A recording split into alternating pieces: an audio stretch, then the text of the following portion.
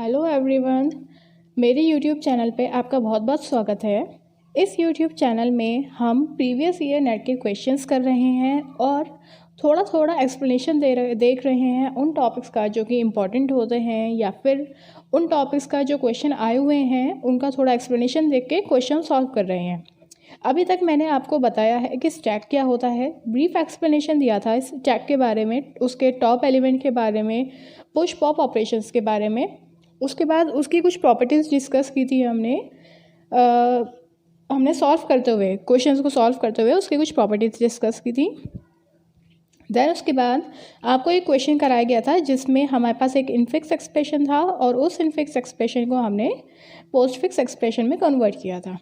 ठीक है, उसके बाद अब हम देख रहे हैं, एक और क्वेश्चन देख रहे हैं जो नेट के एग्ज़ाम में पहले आ चुका है स्टैक का, और क्वेश्चन बहुत ही ईजी है। आप इजीली 2 मार्क्स यहाँ पे नहीं छोड़ सकते हैं। ठीक है, तो उसको ही हम यहाँ पे देखने वाले हैं, जिससे के लिए इजीली आप यहाँ पे अगर ऐसा टाइप का क्वेश्चन दोबारा आता है तो आप यहाँ पे 2 मार्क्स अपने छोड़े नहीं।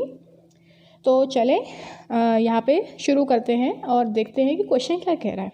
क्वेश्चन कह रहा है which of the following permutations can be obtained in the output using a stack of size 3 elements. ठीक है, ये बोल रहा है which of the following permutations. Permutations कौन से हैं, हमारे ऑप्शन में दिए गए हैं ये 4।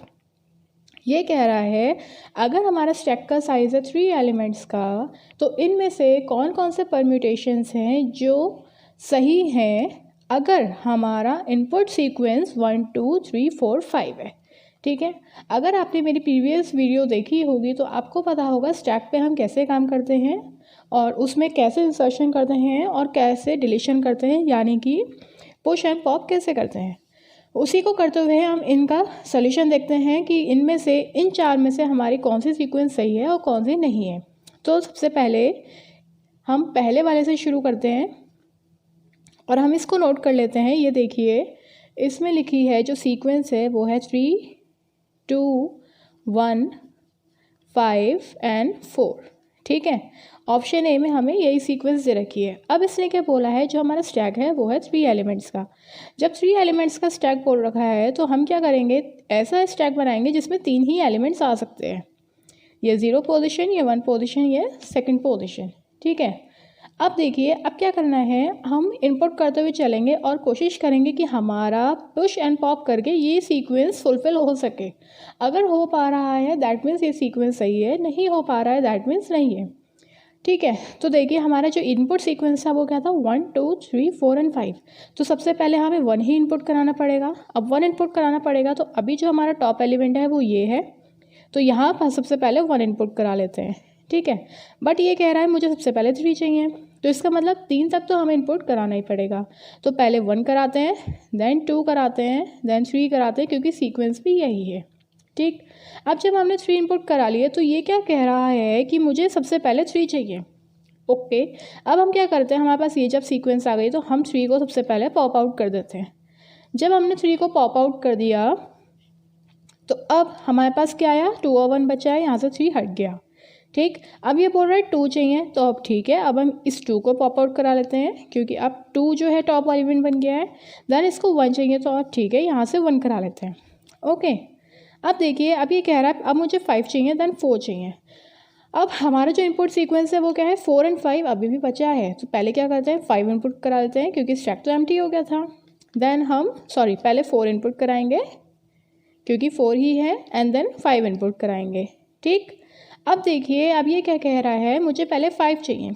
तो क्या ऐसा पॉसिबल है, बिल्कुल पॉसिबल है, क्योंकि इस टाइम हमारा जो टॉप एलिमेंट वो 5 ही है। तो पहले 5 आएगा, उसके बाद इसको पॉप आउट करते हैं तो 4 आ गया। देखिए हमारा जो सीक्वेंस आई है वो आई है 3 2 1 5 एंड 4, जो इसके साथ मैच हो रही है। दैट मीन्स जो ऑप्शन ए है वो बिल्कुल करेक्ट है। ठीक, सेम प्रोसीजर हम अप्लाई करेंगे बाकी के साथ। तो पहले देखिए बी के साथ ट्राई करते हैं, 3 2 एंड देन 1।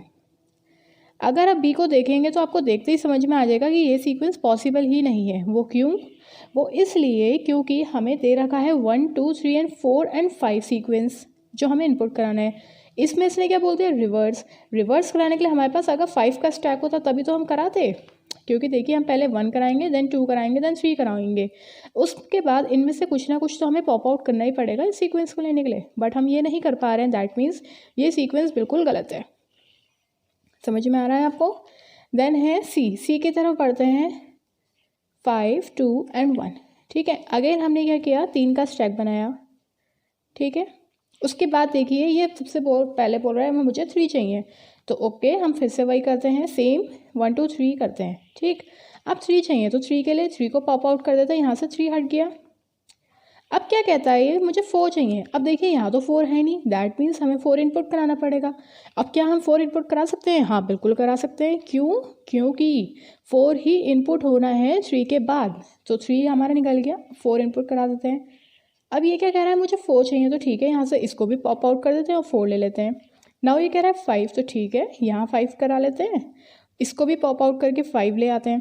देन इसके बाद कौन सा पॉप आउट होगा, 2 एंड देन 1। देखिए फिर से आप सीक्वेंस मैच करेंगे तो ये दोनों सीक्वेंस मैच हो रहे हैं, दैट मीन्स सी भी ऑप्शन सही है। ठीक है, अब आप देखेंगे सी और डी में कितना डिफरेंस है। सी और डी में सिर्फ देखिए फर्स्ट 3 टर्म्स तो सेम है, सिर्फ जो डिफरेंस है इन दो में है। अब जब हमारा सीक्वेंस सी सही था तो क्या हम यहाँ पे 1 एंड 2 ऑब्टेन कर सकते हैं? बिल्कुल नहीं कर सकते हैं। क्यों? वो इसलिए क्योंकि यहाँ पे हमेशा पहले 2 ही पॉप आउट होगा, 1 नहीं हो सकता। दैट मीन्स ये सीक्वेंस भी बिल्कुल गलत है। तो आप समझ गए होंगे कि हमें इस क्वेश्चन को, अगर ऐसे टाइप के क्वेश्चन आते हैं तो हमें किस तरीके से करना होता है। और याद रखिएगा ये क्वेश्चन बिल्कुल भी टाइम टेकिंग नहीं होते हैं, बहुत ही ईजिली सॉल्व हो जाते हैं। बस हम क्वेश्चन देख के ही सोचते हैं कि कैसे होगा ये क्वेश्चन। ठीक है, पर डरने की बिल्कुल भी ज़रूरत नहीं है, बहुत ईजिली आप सॉल्व कर सकते हो। और अगर आप यूनिवर्सिटी के स्टूडेंट हो तब भी आपने देखा होगा कि आपके पास ऐसे टाइप के क्वेश्चन आते हैं। अगर आप डेटा स्ट्रक्चर पढ़ रहे हो, डेटा स्ट्रक्चर आपके में एक सिलेबस होगा, सिलेबस जो होगा आपका उसमें एक सब्जेक्ट होगा डेटा स्ट्रक्चर, उसमें भी आपने देखा होगा कि ऐसे टाइप के क्वेश्चन होंगे आपके। हो सकता है डायरेक्ट ना पूछा हो, बट हाँ थोड़ा थोड़ा से कुछ पूछा होगा। ठीक है, तो अगर आपको मेरा ये लेसन, ये वीडियो पसंद आई हो तो प्लीज़ मेरे चैनल को सब्सक्राइब कीजिए, लाइक कीजिए एंड कमेंट कीजिए। और अगर आपको कुछ भी प्रॉब्लम है तो प्लीज़ मुझे कमेंट सेक्शन में बताइए, जिससे के लिए मैं अपने उस प्रॉब्लम को सॉल्व करके अच्छे से और वीडियोज़ डाल सकूँ। Till that, take care. Thank you so much.